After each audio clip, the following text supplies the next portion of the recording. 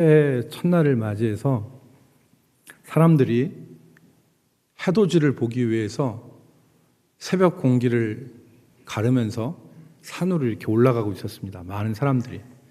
그런데 그때 그 산 아래에서 이 담요, 방한용품 이런 거를 팔기 위해서 상인들이 올라가는 사람들한테 무릎 담요 있어요, 귀마개 있어요 라고 이렇게 호객 행위를 했어요.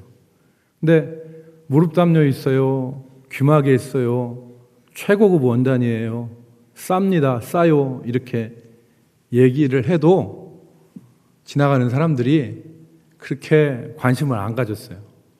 그 중에 젊은 자켓을 쌍으로 맞춰 입은 젊은 남녀 한 쌍이 있었는데 이 한 쌍도 그냥 그 상인들의 말을 귀에 흘려서 이렇게 지나가고 있었는데 한 상인이 그냥 보내면 안 되겠다 싶어가지고 필사적으로 가서 그 앞에 가서 이거 최고급 원단이에요, 최고급 원단, 쌉니다, 싸 이렇게 해서 권했어요. 그랬는데도 관심이 없는 거지. 두 연인이 서로 팔짱을 끼고 그냥 바삐 갔어요. 근데 한 상인이 그 옆에 가서 하는 말이 두 분 참 잘 어울리시네요. 선남 선녀가 따로 없습니다. 그랬더니 남자의 입이 해죽거리고 열렸어요. 그게 씩 웃으니까 기분 좋죠. 접대성 멘트였는데 이게 남자의 마음을 이제 흡족하게 한 거예요. 그리고서 상인이 한마디를 더 던졌습니다. 뭐라고 했냐면 두 분이 사귄 지가 얼마나 되셨어요? 그랬더니 이번에는 남자 팔짱을 끼고 있던 여자가 하는 말이 100일 됐어요, 100일. 오늘 100일 기념으로 해돋이 온 거예요. 이렇게 얘기를 한 거예요. 그러니까 그러시군요. 예, 좋은 시간 되세요. 그런데 정상에 올라가면 기온이 뚝 떨어지고 여자친구가 감기에 걸릴 수도 있는데 그러니까 그동안 모든 말을 다 공중에 가루처럼 흩어버리고 그리고 상인들을 투명인간 취급하던 젊은 그 남자가 전광석과 같은 속도로 지갑을 딱 꺼내더니 감기 걸리면 안 되지. 이거 얼마입니까? 하고서 무릎 담요를 샀대요. 이런 지혜가 좀 있어야 되는데, 그죠? 우리가 이런 좀 지혜가 있어야 되는데, 우리는 그런 지혜가 많이 부족한 것 같습니다. 제가 왜 이런 말씀을 드리냐면, 이 이야기는 우리에게 말의 중요성, 또 접근의 중요성에 대해서 교훈하는 것입니다. 우리가 공부를 하던 장사를 하던 아니면 일을 하던 공중에 그냥 흩어지는 가루가 되는 그런 말과 같은 것으로 해서는 안 되고요. 정말 효과 있도록 일을 해야 돼요. 그래서 오늘 바울 사도는 자기가 하고자 하는 말을 공중에 흩어지는 가루가 되지 않고 갈라디아 성도들 마음속에 정확하게 찔러 넣습니다. 그게 바로 뭐냐면 다른 복음을 받아들여서는 안 된다. 갈라디아서는 여러분 6장인가요? 우리 갈라디아서 6장밖에 안 되는데 이 갈라디아서를 읽으면요 내용이 뭔지가 확실해요. 오직 믿음으로 구원받는다. 그리고 다른 복음은 없다. 이게 갈라디아서의 요점 아닙니까? 그리고 바울 사도는 거기서 한 번 더 나갔어요. 뭐라고 했냐면 다른 복음을 전하는 자는 뭘 받는다? 저주를 받을지어다 라고까지 얘기를 했습니다.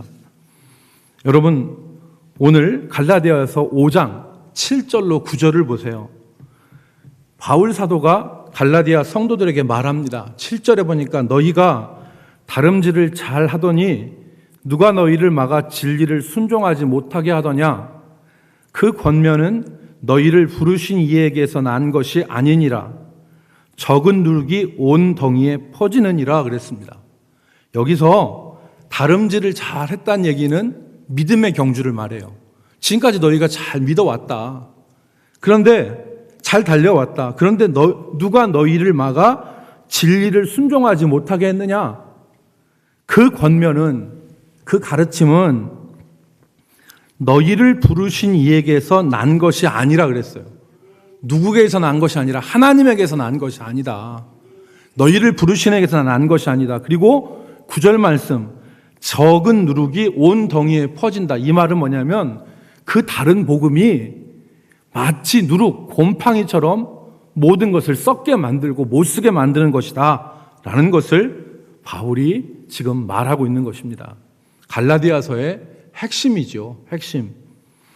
여러분, 그러면 여기서 다른 복음이 무엇입니까? 바울 사도가 경계한 다른 복음이 어떤 것이었습니까? 오늘 설교 제목에 나와 있습니다. 첫째는 율법주의고 두 번째는 육체적인 삶입니다. 여러분, 당시 갈라디아에서는 복음으로는, 달리 말해서 믿음으로만은 구원을 받을 수 없다. 믿음에 율법의 행위가 더해져야지 온전한 것이 된다라고 하는 가르치는 사람들이 있었습니다. 어떻게 아무것도 하지 않는 믿음만 가지고서 구원을 받느냐? 행위도 따라야 되지. 사람의 생각으로는 하나님의 은혜에다가 이 율법의 행위를 더하는 것이 온전한 것 같이 생각될 수 있는데 바울은 아니라고 그랬습니다. 그것은 진리를 허물고 진리의 부패를 가져오는 것이다. 여러분, 사도 바울은 미리 안 거예요. 미리 내다보고 미리 안 것입니다. 율법주의의 종말이라는 것이 어떤 것인가를 바울 사도는 미리 알았던 겁니다. 여러분, 마치 마약이라는 것이 먹을 때는 기분이 좋고 인생의 시름과 고통도 잊어버리게 하는 좋은 것처럼 느껴지지만 나중에는 사람의 인생을 망치는 해로운 것이죠. 그래서 마약의 해로움을 아는 사람은 마약 안 돼, 마약 절대 안 돼 라고 말할 수 있는 것입니다. 바울 사도는 지금 그렇게 얘기하는 거예요. 율법주의 지금은 좋은 것 같지만 아니야, 복음을 썩게 만드는 거야. 그거 절대 안 돼 라고 지금 다른 복음은 안 된다고 지금 말하는 것입니다. 여러분, 그래서 오늘 이 율법주의의 대표적인 행동이 바로 할례입니다. 다른 복음을 전하는 사람들은 너희들이 예수 그리스도를 믿고 믿음이 있지만 할례도 행해야 된다. 할례도. 그런데 바울은 할례를 행하면 안 된다고 그랬어요. 왜냐하면 율법의 행위이기 때문에. 여러분, 그래서 4절 말씀을 보십시오. 오늘 갈라디아서 5장 4절 말씀에 보면 율법 안에서 의롭다함을 얻으려 하는 너희는 어떻게 된다고 했습니까? 그리스도에게서 끊어지고 은혜에서 떨어진 자로다 그랬습니다. 그러니까 율법 안에서 의롭다함을 얻는 것이 율법주의예요. 그런데 이 율법주의는 하나님의 은혜에서 떨어지고 그리스도에서 끊어진 자가 된다. 여러분, 그렇게 말하는 것입니다. 참된 믿음은 행위를 부정하지 않아요. 참된 믿음은 행위를 부정하지 않습니다. 참된 믿음은 행동이 동반되는 것이 참된 믿음입니다. 그런데 율법주의는 믿음이 아니라 행위와 공로를 앞세우는 것이죠. 여러분, 이게 분명히 잘 알아야 되는데 율법주의는 구원의 주체가 그리스도가 아니에요. 구원하시는 분이 나예요. 구원의 주체가 그리스도가 아니라 내가 구원의 주체가 되는 것이고 믿음의 대상도 그리스도를 믿는 것이 아니라 내가 한 행위와 내가 한 업적을 믿는 게 되는 거예요. 그렇기 때문에 율법주의에서 그리스도는 사라지고 자신의 의를 내세우는 것만이 드러나게 되어 있는 것입니다. 그래서 이 율법주의가 자동적으로 육체적인 삶으로 흐르는 겁니다. 왜냐하면 자기를 의지하고 자기 공로를 주장하고 그걸 붙잡고 사니 그리스도는 사라지고 그리스도는 멀어지고 결국에는 육체적인 삶으로 흘러버리고 마는 것입니다.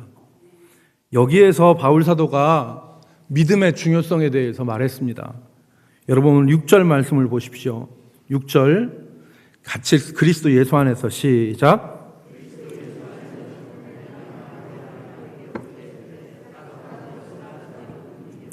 그리스도 예수 안에서는 할례, 행위, 행위를 나타내는 대표적 말이죠. 할례나 무할례나 효력이 없지만 사랑으로서 역사하는 믿음뿐이라. 믿음인데 어떤 믿음입니까? 가만히 갖고 입만 가지고 하는 믿음이 아니라 사랑으로 역사하는 믿음이 효력이 있다, 이 말입니다. 여러분, 제가 한 4주, 3주 전부터 우리가 전 성도들이 같이 주일학교가 나누는 그 말씀을 잠깐 중단하고 한 3주 전부터 우리에게 필요한 말씀을 주일 낮에 전하고 수요일 예배 때 우리가 다른 우리 어린 학생들과 같이 하는 그 말씀을 전환을 했습니다. 오늘도 그렇게 지금 말씀을 전하고 있는데요. 제가 왜 이 말씀을 전하느냐? 한국교회, 우리가 율법주의와 육체적인 삶에 많이 기울어 있기 때문에 그렇습니다. 우리 한국교회는 복음의 순수성을 가지고 정말 아름답게 출발했지만 이게 100년이 지나고 시간이 지남에 따라 우리의 믿음 안에 율법주의적인 요소와 그리고 육체적인 삶의 요소가 믿음 안에서 극명하게 지금 드러나고 있어요. 여러분, 그것을 우리가 어떻게 확인할 수 있냐면 교회 안에서 사용되어지는 많은 말들이 우리가 어떤 말들인가를 한번 생각해 보면 이게 드러납니다. 교회 안에서 그동안 많이 했던 말들이 왜 그거 안 해? 이 말 아니에요? 왜 그거 안 해 너? 권사가 왜 그래? 이런 말들이 오갔습니다. 권사님들 죄송한데 이게 권사님들 대표로 한 거예요. 대표로 한 거지 뭐 권사님들만 잘못해서 이런 얘기 하는 게 아니에요. 이게 잘못하면 목사가 왜 그래? 라는 것이 될 수도 있고 장로가 왜 그래가 될 수도 있는 거예요. 그러니까 우리는 율법주의의 테두리 안에서 그런 말들을 많이 했죠. 왜 너 이런 거 안 하냐? 굴레를 씌우고 그 굴레 안에서 사람들을 옴짝달싹 못하게 하는 면이 있습니다. 이럴 때는 교역자가 신방 와야 되는 거 아니야? 라고 말하기도 하죠. 이럴 땐 이렇게 해야 되는 거 아니야? 그러면서 우리는 수많은 율법적인 굴레를 사람들에게 씌우고 그렇게 하면은 의요, 그렇게 하지 않으면 불의라고 하는 테두리 안에서 사람들을 가두어 왔습니다. 다른 사람만 가둔 게 아니에요. 자기 자신도 가두었어요.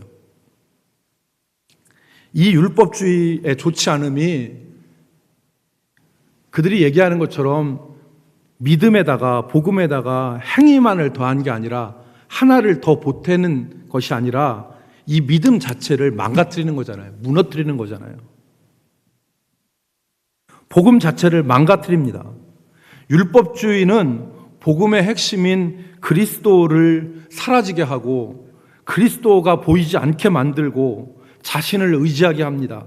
그래서 나는 이렇게 했기 때문에 나는 의로워. 그런데 너는 그렇게 하지 않았어. 그러니까 너는 나쁜 사람이야. 라는 생각들이 오늘 한국교회에 우리에 얼마나 많이 있었습니까?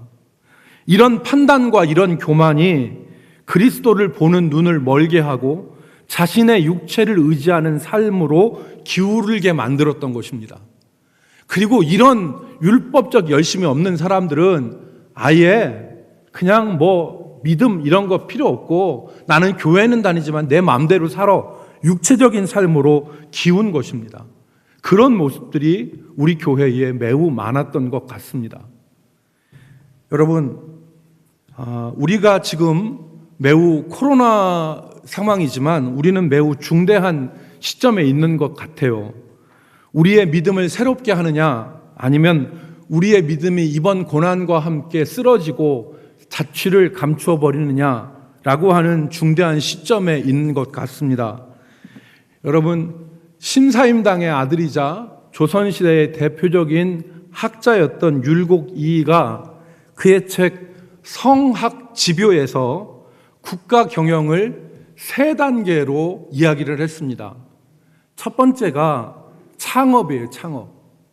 두 번째가 수성, 세 번째가 이 경장이라고 그랬습니다. 한자를 좀 띄워주시면 좋을 것 같은데요.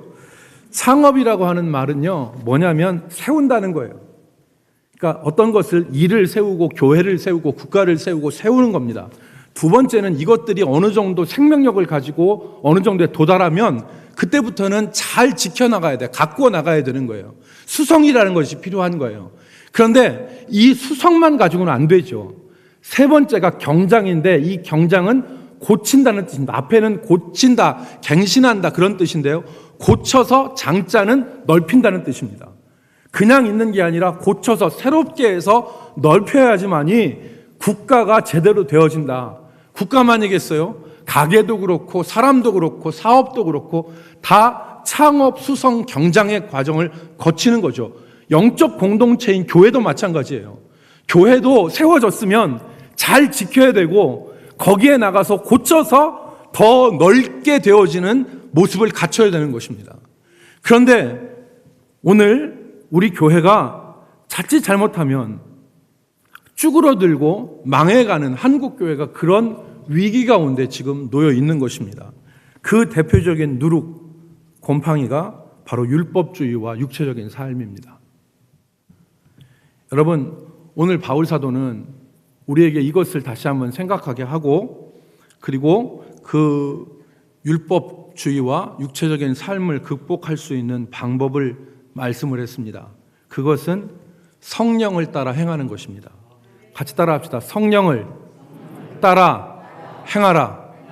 여러분 16절 말씀해 보니까 내가 이르노니 너희는 성령을 따라 행하라. 그리하면 육체의 욕심을 이루지 아니하리라 그랬습니다. 여러분 그리고 18절에서 이 성령을 따라 행하는 것을 뭐라고 했냐? 성령의 인도하시는 것이라 그랬습니다. 성령의 인도하심 바가 되면 율법 아래 있지 아니하리라 그랬습니다. 여러분 간절히 빌기는 우리 한국교회와 특별히 우리 대전 남북교회 모든 성도들이 성령을 따라 살며 성령의 인도하심을 받는 성도들이 되기를 주의 이름으로 축복합니다. 그래야지 육체 아래, 율법 아래 있지 않습니다. 그런데 여러분, 제가 여기서 오늘 한 가지 말씀드리고 싶은 것은 이 성령을 따라 살고 성령의 인도하심을 받는 것이 어떤 것이냐? 많은 사람들이 이것을 영적으로 사는 것, 영적인 삶이라 그렇게 표현합니다. 맞는 표현입니다. 성령을 따라 살고 성령의 인도하심을 받는 것을 영적인 삶이라 그러는데 이 영적인 삶이라는 것이 오늘 너무나 많이 오해되어지고 곡해되어져서 이것이 왜곡되어진 측면이 있습니다. 그래서 영적인 삶을 살아라, 영적인 삶을 살아야 된다, 이 말씀을 한국교회에서 잘못 이해하는 거예요. 그래서 오늘은 그 잘못된 개념을 바로잡고 싶습니다. 첫 번째, 영적인 삶은 분리주의가 아니에요. 영적인 삶은 분리주의가 아니다.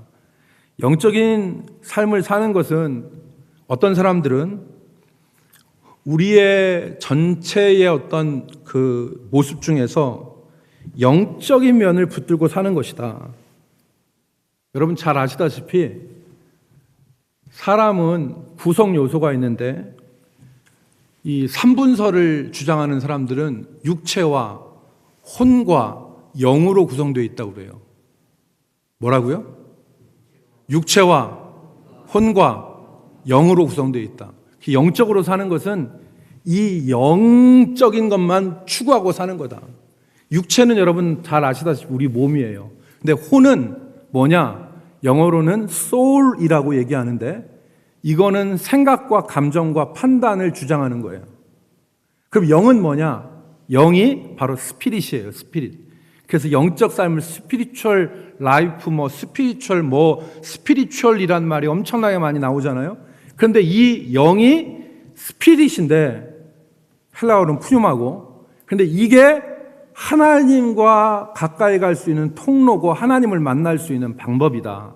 그래서 영적인 삶은 육체와 혼, 생각과 판단과 정신을 주장하는 이 혼과 육체를 주저앉혀버리고 오직 하나님만 통할 수 있는 영을 이용해서 살아가는 게 영적인 삶이다.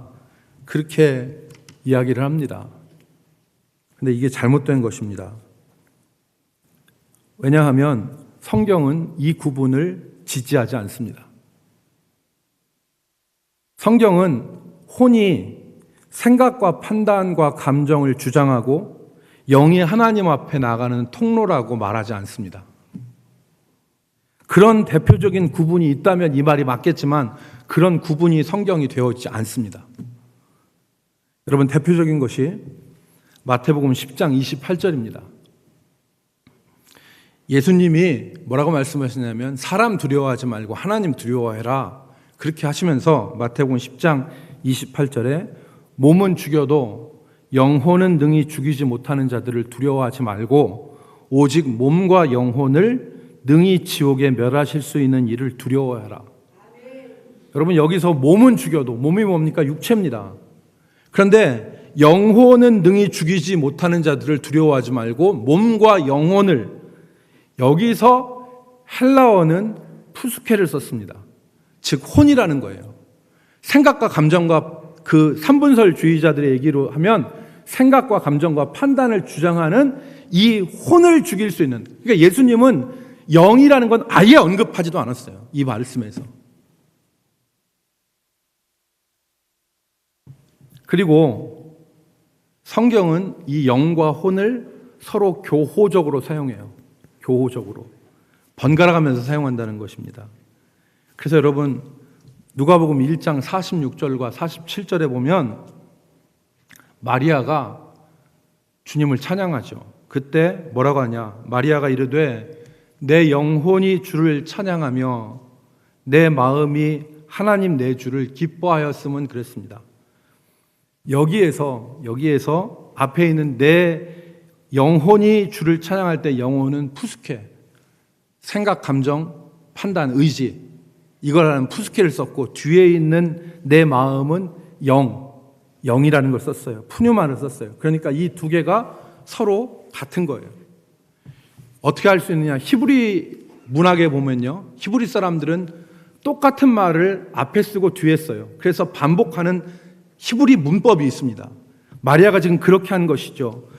시편 27편 1절에 여호와는 나의 빛이요 나의 구원이시니, 여호와는 나의 빛이요 나의 구원이시니, 빛과 구원이 좋은 것이라고 하는 같은 것을 반복해서 말한 거예요. 마리아가 내 영혼이 주를 찬양하며 내 마음이 내 하나님 내 주를 기뻐하였으면, 이게 같은 말로 쓰인 겁니다. 그러므로 성경은 우리의 몸을, 우리의 존재를 구분해서 육체와 생각과 판단, 감정, 이것들은 다 내려놓고 오직 신령한 영혼의 한 부분, 그것만 가지고 하나님을 찾으라, 그렇게 말하는 것 가르치지는 않습니다. 그 말이 아니에요. 오히려 성경은 사람을 단일체로, 육체와 영혼이 결합된 단일체로 이 전 존재가 하나님을 찾고 하나님의 인도하심을 받는 것을 영적인 삶이다라고 가르치는 것입니다. 그래서 저는 막 방언하고 막 열광하는 그런 교회에서 어렸을 때 자라서 영적으로 살려면은 제가 지금 말씀드린 잘못된 방법을, 그게 영적으로 사는 건 줄 알았어요. 그래서 내 생각, 감정, 의지 이런 것들은 다 저쪽으로 내려놓고 오직 영 하나가 하나님과 직통하는 것, 이게 영적인 삶이다 라는 생각을 한 거죠. 그러나 성경을 보니 그게 아니에요.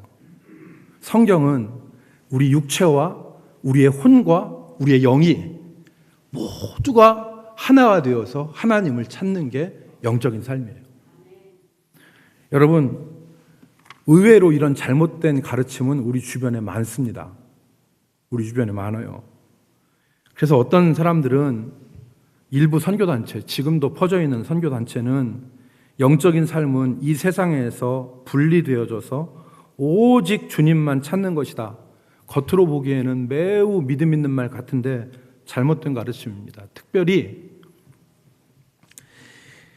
세상에서 분리되어야 된다고 그래요.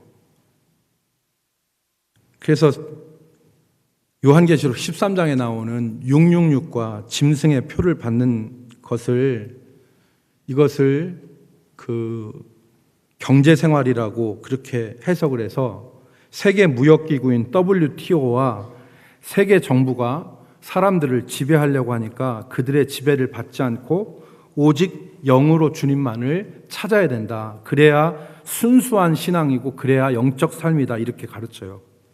그래서 여러분, 자막에 나오는 말을 잘 한번 들어보십시오. 저게 최바울이라고 하는 사람이 쓴 세계 영적 도회라는 책에 나오는 말입니다. 제가 토시 하나 안 바꾸고 그대로 인용을 했습니다. 앞으로 머지않아 출범할 세계 정부 혹은 세계 제국은 세계 경제 시스템을 장악한 짐승의 지시와 조정에 따라 전 세계 인류를 본격적이고 노골적으로 통제하기 시작할 것입니다. 그들은 매매를 제한할 것입니다. 그러나 그리스도인이 아닌 사람들에게는 여러 형태로 관용을 베풀어 줄 것입니다. 조건은 평생 세계 체제에 순종하여 사는 것입니다. 자금도 대출해주고 30년, 40년 내에 갚으라고 하면서 원하는 저택도 줄 것입니다. 이 사람이 얘기하는 건 뭐냐면 세계 체제, 세계 경제를 장악하고 세계 시스템을 장악한 것이 적 그리스도인데 거기에 순종하지 않고 그러니까 그런 경제 생활과 육체와 일반 생활은 다 저쪽으로 밀어놓고 오직 신령한 영으로 하나님을 만나는 것만이 영적인 삶이다라고 가르쳐요. 여기다가 하나 더 보태죠. 시한부 종말론. 세계는 곧 멸망할 것이다. 환란이 올 것이다. 이렇게 가르칩니다. 그런데 여러분, 요한계시록 13장에 나오는 짐승의 표와 이 매매하지 못하는 것은 지금 경제를 가리키는 것이 아닙니다. 어떤 사람들은 이 사람들은 이제 짐승의 표 666 받는 것을 베리칩 받고 신용카드 쓰고 바코드 쓰는 거라고 해석하는데 절대 잘못된 거예요. 왜냐하면 이게 요한계시록 13장에 나오는 짐승의 표는 요한계시록 7장에 나오는 하나님의 사람들이 머리에 인침받는 거에 대한 반대 개념이거든요. 그럼 하나님의 백성들, 여러분들이 구원받은 여러분들이 구원받을 때 신용카드나 바코드나 뭐 받았어요? 안 받았잖아요. 이건 보이지 않는 하나님의 소유가 된다는 소리예요. 마찬가지로 짐승의 표를 받는다고 하는 말은 뭐냐면 바코드나 베리칩이나 신용카드 받는다는 얘기가 아니라 마귀의 소유가 된다는 거예요. 눈에 안 보이는 거예요. 그리고 매매 못한다는 얘기는 경제활동 못한다는 게 아니에요. 이것은 뭐냐? 18장에 나오는, 요한계시록 18장에 나오는 사람의 영혼까지 파고 사는 그 바벨론, 그 악한 그 영혼의 집단에서 활동하지 못한다. 그리스도인은 악한 자의 소유가 되지 못하면 악한 자의 영역 안에서 활동하지 못한다라는 뜻입니다. 경제활동이 아닙니다. 여러분, 그러므로 영적인 삶은 이런 분리주의가 아니라 오직 영만을 사용해서 하나님을 추구하는 게 아닙니다. 영적인 삶이라는 것은 한마디로 말하면 우리의 전 존재가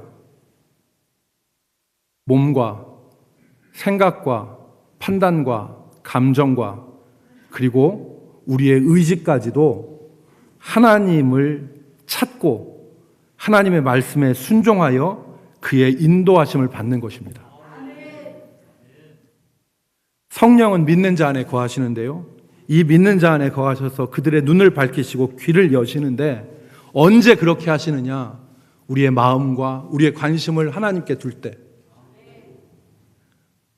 오늘 여러분들이 집에 있지 않고 이곳에 나오는 것은 하나님을 찾으신 거예요. 여러분 지금 뭐 산으로 들로 다 나가서 놀 수 있어요. 교회에서 뭐 예를 들어서 교회 왜 안 나오십니까 집사님? 그러면은 나 지금 코로나 감염 때문에 나 지금 무서워서 못 나가겠습니다. 더 이상 얘기 안 해요. 그런데 여기 나온 것은 여러분들 하나님을 찾는 것이죠. 여기 나와서도 분류가 되죠. 여기 나와서도 어떤 사람은 시종일관 졸아요. 근데 어떤 사람은 한 말씀 한 말씀 뭔가 찾으려고 하죠. 이게 하나님 찾는 거예요. 하나님의 인도하심을 받으려고 하는 거죠. 분류되는 거죠. 분류되는 거예요. 여러분, 우리가 어떻게 성령의 인도하심을 받을 수가 있겠습니까? 우리 영혼만이 다른 거 다 육체 놔두고 생각, 판단, 감정 다 놔두고 오직 우리 인간을 구성하는 한 부분이 이 영만을 가지고 하나님을 찾고 간절히 찾고 하는 이것 자체가 영적인 삶이냐? 아니라는 거죠. 내 육체도, 내 생각도, 내 마음도, 내 판단도 말씀을 품고 말씀을 기억하고 하나님의 뜻을 찾고 하나님을 생각하고 마음과 관심을 쏟는 것, 그것이 하나님의 인도하심을 받는 길입니다. 사랑하는 성도 여러분, 지금 우리는 믿음의 갈림길에 있습니다. 어떻게 보면 이렇게 육체적인 삶, 하나님을 찾지 않고 내 육신대로 생활하고 내 마음대로 생활하고 믿음은 잃어버리고 이렇게 살아가면 우리가 아무리 목사 할아버지라 하더라도 다 잃어버리는 것이죠. 여러분, 마지막 18절 말씀을 보시겠습니다. 18절 말씀. 너희가 만일 성령의 인도하시는 바가 되면 율법 아래 있지 아니하리라 그랬습니다. 여기서 성령의 인도하시는 바가 되면 이라고 하는 말은 헬라어 아고라는 말인데요. 이끌다, 이끌림을 당하다 그런 뜻이거든요. 그런데 헬라어 시제는 현재 시제를 썼어요. 헬라어에서 현재 시제는 언제 쓰느냐? 단회적인 것을 쓸 때, 단회적인 한 번의 행동을 쓸 때 헬라어는 현재 시제를 쓰지 않아요. 헬라어의 현재 시제는 단회적인 것이 아니라 반복적으로 계속 지속되어지는 행동을 나타낼 때 현재 시제를 써요. 그러니까 무슨 말이냐? 너희가 한 번 성령의 인도하심을 받는 것이 아니라 변함없이 지속적으로 성령의 인도하심을 받게 되면 율법 아래 있지 아니하리라. 그 말인 것입니다. 여러분, 성령의 인도하심을 받고 있습니까? 성령을 따라 행하고 있습니까? 우리의 믿음이 바로 그런 것입니까? 여러분, 우리 지금 정신 차려야 될 때입니다. 육체적인 삶, 율법주의에 물든 기독교, 그런 믿음이 아니라 성령의 인도하심을 받는 믿음이 살 수 있는 믿음이고 율법 아래 있지 아니하는 믿음입니다. 저는 우리 대전 남북교회 모든 성도들이 성령의 인도하심을 받기 원합니다.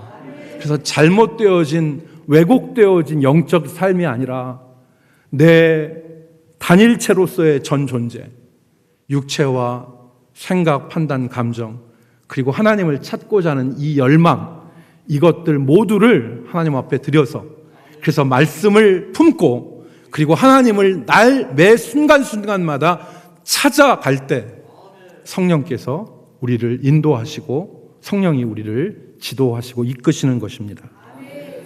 사랑하는 성도 여러분, 말씀을 맺겠습니다. 다른 복음은 영혼을 망치는 곰팡이와 같은 것입니다. 결국에는 전체를 썩어버리게 만드는 것이 다른 복음입니다. 우리 영혼에 다른 복음, 영혼에 곰팡이가 들어와 있지는 않습니까? 내 삶에 내 영혼에 곰팡이가 들어와서 퍼져가고 있지 않습니까? 육체를 의지하지 말고 우리 모두가 성령의 인도하심을 따라 율법주의와 육체적 삶을 넘어서 성령의 인도하심을 받는 우리 성도들이 되기를 주의 이름으로 축복합니다. 기도하겠습니다. 거룩하신 하나님, 우리를 불쌍히 여겨주시고 시험 가운데 있는 교회 가운데 주께서 은혜와 긍휼을 베풀어 주시옵소서.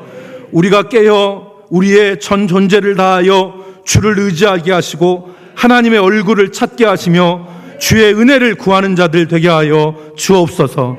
그래서 우리가 이 율법주의와 육체적 삶을 넘어 성령이 인도하시는 귀한 역사를 누리게 하여 주옵소서. 예수님의 이름으로 기도 올리옵나이다. 아멘.